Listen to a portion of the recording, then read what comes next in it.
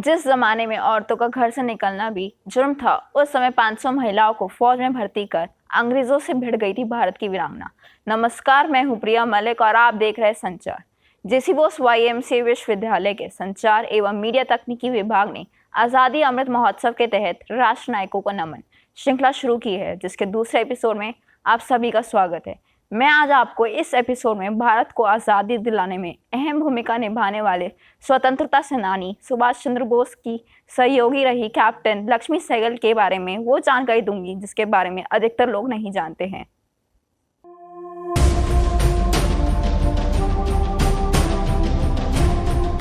Doctor Lakshmi Sehgal का जन्म 24 अक्टूबर 1914 में एक परंपरावादी तमिल परिवार में हुआ था।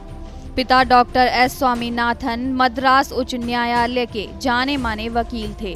माता अम्मू स्वामीनाथन एक समाज सेवी और केरल के एक जाने माने स्वतंत्रता सेनानी परिवार से थी। उन्होंने आज़ादी के आंदोलन में बढ़ चढ़कर हिस्सा लिया। लक्ष्मी सहगल ने मद्रास मेडिकल कॉलेज से मेडिकल की शिक्षा ली, फिर वे सिंगापुर चली गई। दूसरे विश्व युद्ध के दौरान जब जापानी सेना ने सिंगापुर में ब्रिटिश सेना पर हमला किया, तब उन्होंने घायल युद्ध बंदियों के लिए काफ़ी काम किया। उसी समय ब्रिटिश सेना के बहुत से भारतीय सैनिकों के मन में अपने देश की स्वतंत्रता के लिए काम करने का विचार उठ रहा था।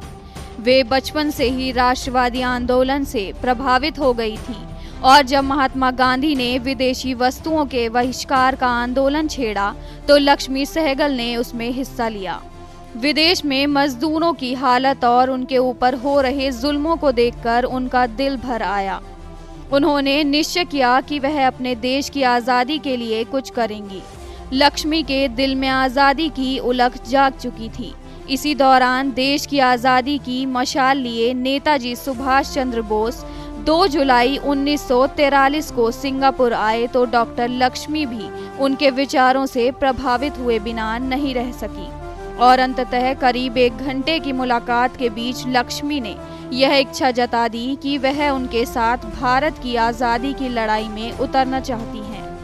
लक्ष्मी के भीतर आज़ादी का जज्बा देखने के बाद नेताजी ने उनके नेतृत्व में रानी लक्ष्मीबाई रेजिमेंट बनाने की घोषणा कर दी, जिसमें वह वीर नारियां शामिल की गई जो देश के लिए अपनी जान दे सकती थी।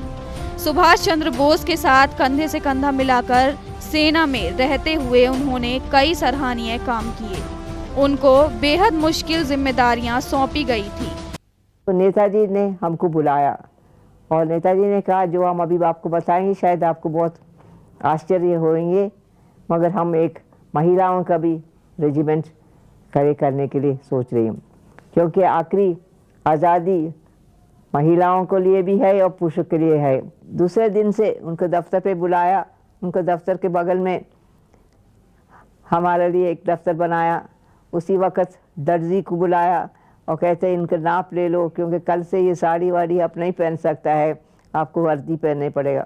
फिर उस ज़माने में हमारा बाल बहुत लंबा था, तो कहते बाल, हमने कहा बाल काटने के लिए हम बिल्कुल तैयार है, हम ये भी काटें। तो ऐसे करके तो हमें बैठा दिया और फिर हम शुरू किया उधर लोगों को भर्ती होने के लिए। उनके कंधों पर जिम्मेदारी थी फौज में महिलाओं को भर्ती होने के लिए प्रेरित करना और उन्हें फौज में भर्ती कराना। लक्ष्मी ने जिम्मेदारी को बखूबी अंजाम तक पहुंचाया। जिस जमाने में औरतों का घर से निकलना भी जुर्म समझा जाता था, उस समय उन्होंने 500 महिलाओं की एक फौज तैयार की, जो एशिया में अपनी तरह की पहली विंग थी। दिसंबर 1984 में हुए भोपाल गैस कांड में वे अपने मेडिकल टीम के साथ पीड़ितों की सहायता के लिए भोपाल पहुंची। 1984 में सिख दंगों के समय कानपुर में शांति लाने का काम करने लगी। 1998 में सहगल को भारत के राष्ट्रपति KR नारायण के पद्म विभूषण अवार्ड से सम्मानित किया गया था। 19 जुलाई 2012 को कैप्टन सहगल को दिल का दौरा पड़ा, जिसके बाद उन्हें कानपुर के हेल्थ अस्पताल में भर्ती कराया गया, जहां उन्हें बाद में ब्रेन हैमरेज हुआ, लेकिन 2 दिन बाद ही वह कोमा में चली गई।